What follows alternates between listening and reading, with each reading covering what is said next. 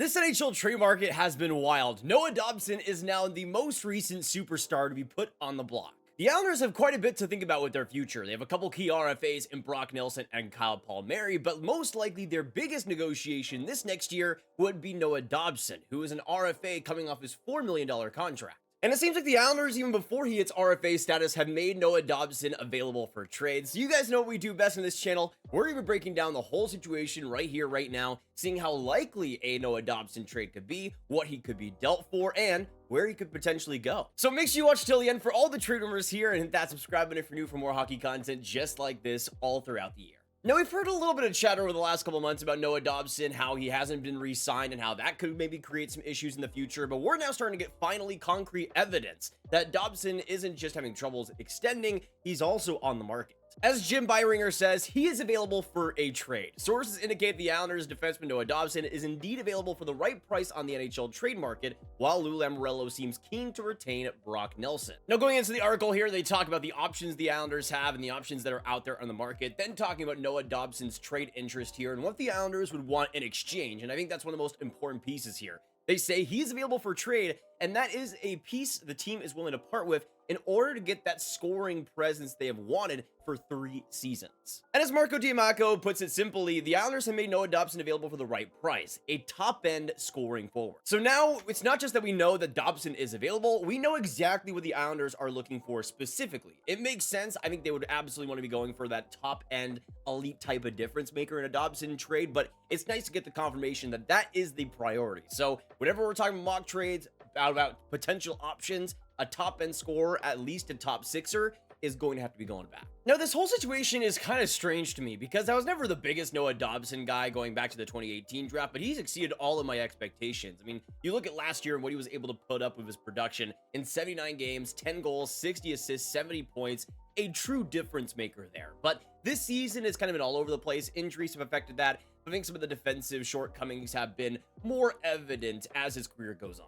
He's still, to me, a top 4 puck mover and a pretty good one at that, especially a guy that can work on the power play well and feed pucks through the net. But I feel like in Dobson's case, he's somebody that you just kind of want more from in the overall game sometimes. And I think that's something that the Islanders especially don't love having. They want to have more of a complete 200-foot player. And in Dobson's case, even though the offensive talent is there, I can see why they'd want to get rid of him. But to me, the problems with this Islanders team stem much further than Dobson. And honestly, if I was the Islanders, I would maybe even be looking for a defenseman back and a top 4 guy back for Dobson, because look at their group, man. How many different defensemen have they acquired recently, whether it be through waivers like Adam Boquist, a trade like Scott Perunovich, signings like Tony DeAngelo? They have gone through so many players already trying to add to that defense. Some of that is, of course, the injuries that they have, but still, even with a fully healthy team, I don't think that defense is all that. And especially if you take away a puck mover on the level of Dobson, I don't think you're going to be getting many goals. You might be, of course, having a top scorer, but who's going to feed him the puck? I mean, Tony DeAngelo might do that, but he might also punch him after he's done with the game. If I was the Islanders, I'd be doing my best to re-sign him, especially after this season, which hasn't really been all that great, on pace for 39 points, which would be his worst production since 2021. That, to me, is actually a good thing for contract negotiations, to get that number down. But there is the case here that Dobson just doesn't want to re-sign. Maybe he's indicated that he wants to go until the summer, wants to write things out, wants to test the market. And if that's the case, trading him makes a lot more sense.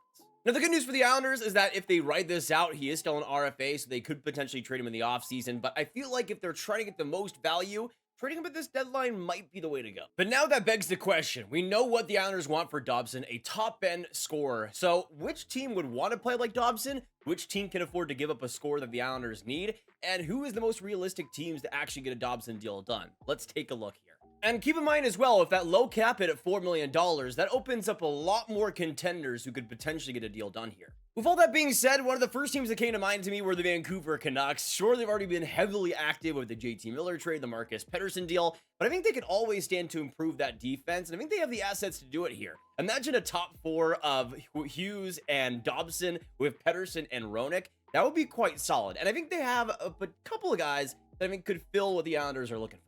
To me, the most obvious one is Brock Boeser, who is a potential trade option at this deadline. He's a UFA, and it doesn't seem that the Canucks are going to be all too interested in giving him what he's probably going to be asking for, especially with how ridiculous he was last season, how good of a goal scorer he was. I think he could command quite a bit on the open market. That's the type of goal scorer, though, I think the Islanders could definitely use, the opportunistic type of scoring that he brings, and maybe that's somebody that you could have in a package back. I think it would still require more than Besser, but I think if they're looking for a top 6 wing, Besser could fill that box. In terms of what I could see a trade looking like, of course, Dobson would go to the Canucks. In exchange, Brock Besser would be the top scorer. Sawyer Minio, I think, would be a pretty solid defensive prospect for the Islanders to add, and probably a second-round pick on top of that. Maybe you have to add another pick as well, but I think that type of package is up what the Islanders would be looking for realistically. Another team to me that makes a lot of sense is the Utah Hockey Club. They're a team that I think would also want to improve for this stretch down late and also for next season. Dobson would be a pretty terrific add onto that defense and would give them that extra bit of puck movement that I don't think they quite have.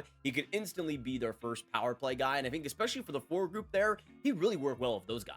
Now, there's two guys that I think make sense as potential options for the Islanders. Lawson Krause is one, but I think you might have to add another piece on top of that, though I think his value is a lot higher than what he's provided this season. As a 6'4" power forward, before this year, he'd put up 2 back-to-back 40-plus point seasons, and I think still has a lot of potential, especially as a goal scorer. I think there is the potential for him to reach 30 goals in his career. This year has just not been it for him, though, but I could see a situation where a team like the Islanders sees him as a reclamation project, but I still think you'd have to add a lot more, probably a first-round pick at least on top of that. To me, a much more likely case, though, to bring the value to a more even level is Nick Schmaltz, who is somebody that has just been such a consistent player for both Arizona and Utah, on pace for a career-high 63 points this season. He's just always been so crafty, so good as a playmaker. I think he's somebody the Islanders could use, though isn't the goal scorer that I think they might be targeting. Schmaltz, I think, would be an excellent add in that top 6, and I think would be a lot more likely to get up to that Dobson type of level, but you'd still have to add for sure.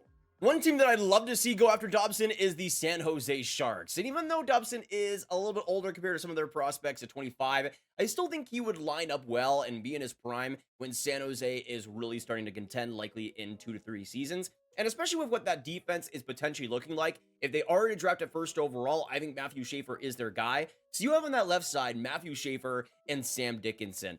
And that right side looks a little bit weaker. Adding a player like Dobson, though, completely fixes that issue, at least for the top pair. The issue is, who does San Jose have that the Islanders would want? I think Tyler Toffoli is the most likely guy to be up that alley, but it just depends on if the Islanders see him as the solution, as a first-line type of winger. Because I think Toffoli can be that in the past, but I think there's questions over if he'll be that in the future for the Islanders. But that, to me, would be the most likely piece. Though I could see other teams outbidding the Sharks here just because that first line score that they could offer is better than a player like Toffoli. But man, in terms of where I want to see Dobson go, the Sharks are right there. Now, a Metro team that I flagged as a potential option here is the Pittsburgh Penguins. I didn't go for other ones that I thought could have been a fit, like like a team like the Philadelphia Flyers. I don't see that personally. The Penguins, though, could be interesting. Now, they've already got a pretty stacked offensive side on the right side with Letang and Carlson, but let's be honest, there's not many years left with especially a player like Letang. In a player like Dobson, he could really revolutionize their power play, really give them a lot more juice there especially.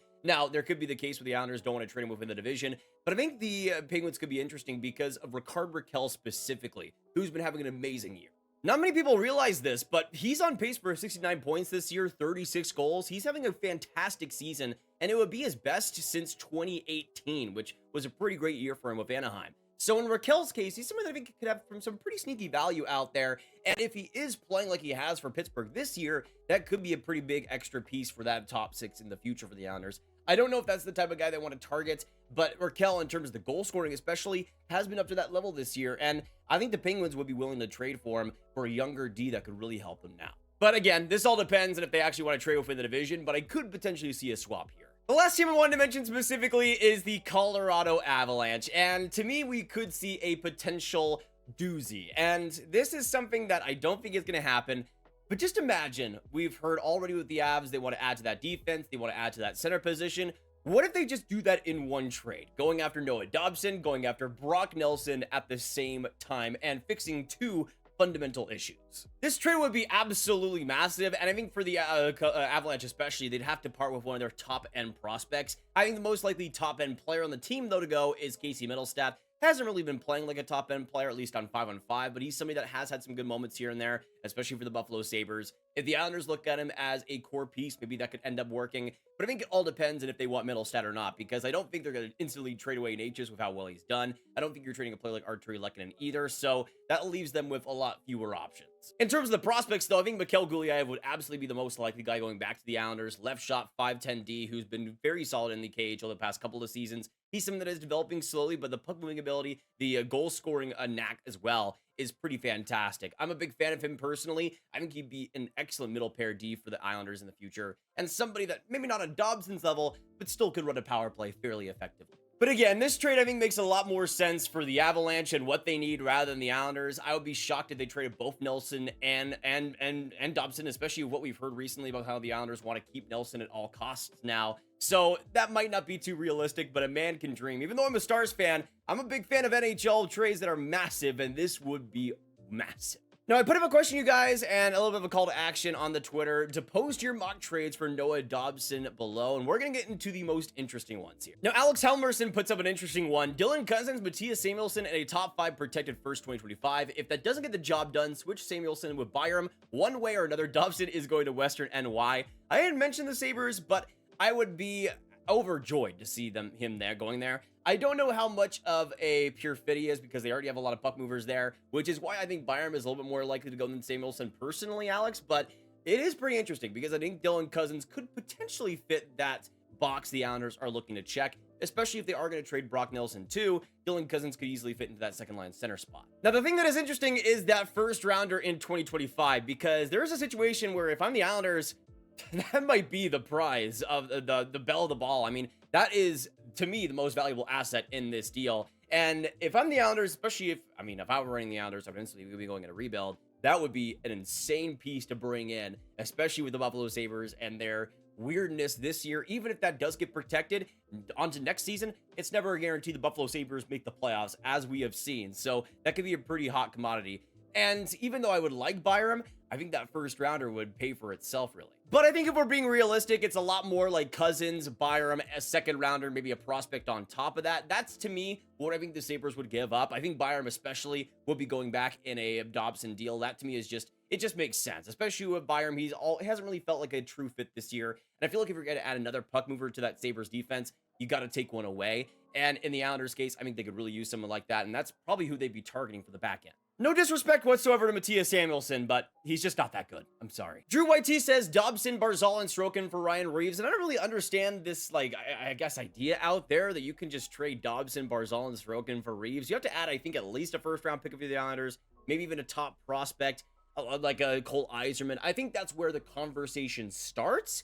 Maybe you could get Reeves after that, but I honestly don't think so. Now, McLarchfry puts out Jake Evans plus Mayu plus a second-round pick and puts it under that Lou is not a good GM. So that's why I imagine the value is pretty low here. But I feel like there's some potential with Montreal. I've seen a lot of people wanting Dobson to go there. If we're actually talking about a top-end scorer, I don't think Montreal has a guy like that they're willing to give up unless they're going to instantly give away a Patrick Laine. I don't know if that's going to happen personally. And I don't know if a player like Kirby Dach, who's also been put out there, is up to that level the Islanders would want. If they are, then maybe that is a more likely situation. But I don't know if the Habs are a true fit in terms of what the Islanders would want. In terms of Dobson being there, I agree. They would absolutely thrive with another top 4 D-man, especially on that right side, who can move the puck. We've been talking about Rasmus Anderson as a potential fit there, and I think Dobson would be right up that alley. Though I think you'd, of course, have to be giving up more than this. I think if you're going to be giving Jake Evans as the best player, best forward,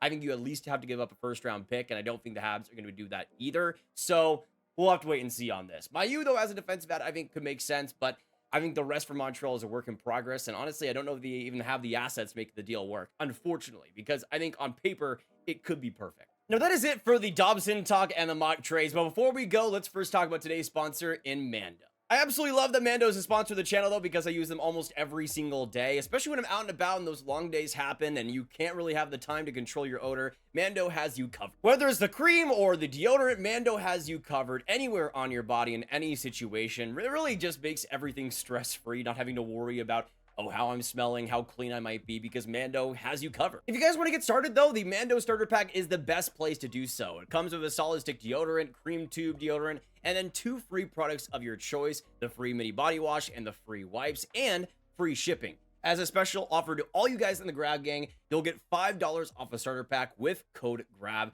That goes over to 40% off the starter pack just using code GRAV at shopmando.com. And with 72-hour odor control, Mando is the best on the market. Just use promo code GRAV and it helps the channel out a ton when you guys do. Plus, you're able to stay fresh for the future. And thank you to Mando for sponsoring today's video. But that is going to be it for today, guys. Thank you so much for tuning in. If you enjoyed, make sure you hit that like button, hit that subscribe button, hit that notification bell. Comment down below all your thoughts on the Noah Dobson sweepstakes. Do you think he'll get traded? Where do you think he could potentially go? Let me know your thoughts down below. Of course, make sure you share it with all the hockey fans you guys know online and click on this card for all my trade rumor content right on one playlist. I will see you guys in the next one. Have a fantastic hockey day and goodbye.